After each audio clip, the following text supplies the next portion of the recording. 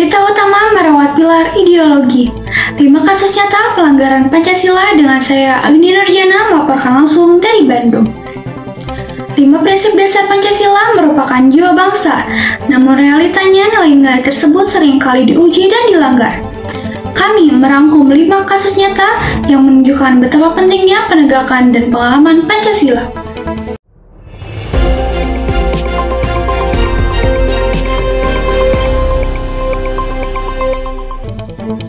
Sila pertama, ketuhanan Yang Maha Esa, kasus penodaan agama Lia Eden.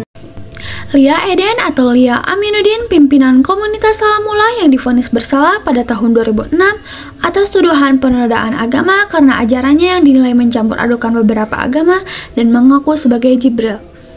Pelanggaran bertentangan dengan prinsip kepercayaan terhadap Tuhan Yang Maha Esa yang diterima secara umum melanggar pasal 156A KUPH tentang penodaan agama. Kebijakan pemerintah melalui aparat penegak hukum melakukan penindakan hukum yang memberikan sanksi penjara. Kementerian Agama dan Kejaksaan aktif dalam mengawasi aliran-aliran kepercayaan yang dianggap menyimpang atau meresahkan masyarakat. Pelanggaran ini menunjukkan batas antara kebebasan berkeyakinan dan tindakan yang berpotensi memicu konflik serta merusak ketertiban umum.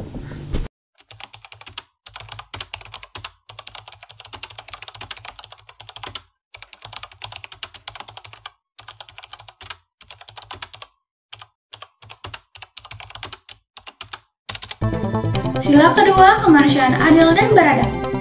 Kasus konflik agraria yang menewaskan korban.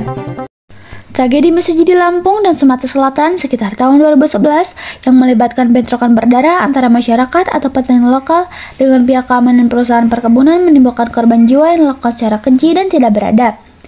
Pelanggaran tindakan kekerasan keji dan pelanggaran hak asasi manusia yang serius mengabaikan martabat dan nyawa manusia serta menunjukkan ketidakadilan dalam penyelesaian konflik agraria.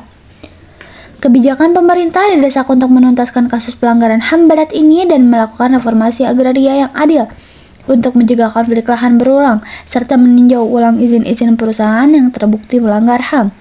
Kasus ini merupakan cerminan rendahnya penghormatan terhadap kemanusiaan dan buruknya penegakan keadilan dalam konflik sumber daya alam.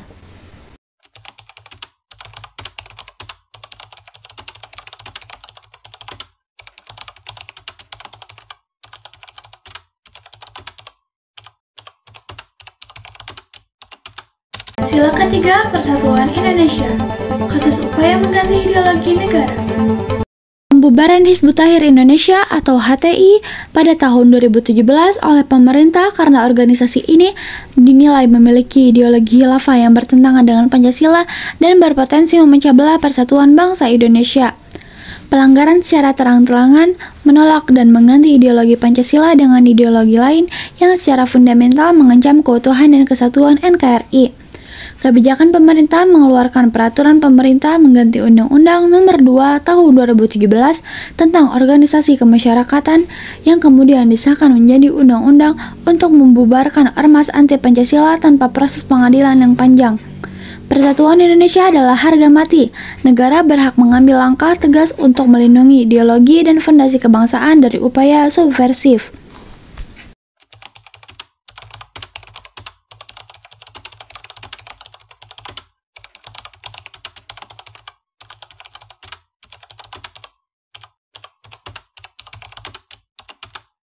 Sila keempat, kerakyatan yang dipimpin oleh hikmat kebijaksanaan dalam permusyawaratan perwakilan.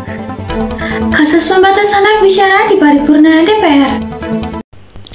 Pelanggaran mengabaikan prinsip permusyawaratan dan perwakilan yang berhikmat kebijaksanaan, tindakan otoriter dalam memimpin sedang melanggar hak anggota dewan untuk menyampaikan pendapat.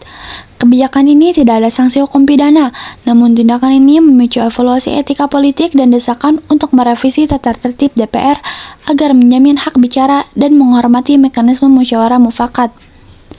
Kepemimpinan harus mengedepankan kebijaksanaan dan musyawarah, bukan kekuasaan. Mengabaikan hak bicara berarti merusak substansi demokrasi perwakilan.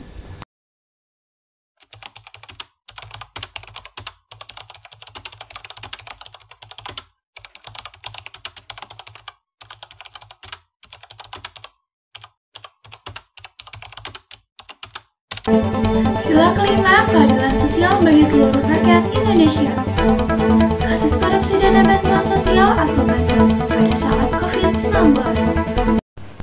Juliari Batubara, mantan Menteri Sosial, divonis bersalah atas korupsi dana bantuan sosial saat COVID-19 di wilayah Jabodetabek pada tahun 2020 dengan cara memotong anggaran paket bansos. Pelanggaran merampas hak dan menciptakan ketidakadilan sosial bagi masyarakat miskin yang sangat membutuhkan bantuan di tengah pandemi, menunjukkan penyalahgunaan kekuasaan demi keuntungan pribadi.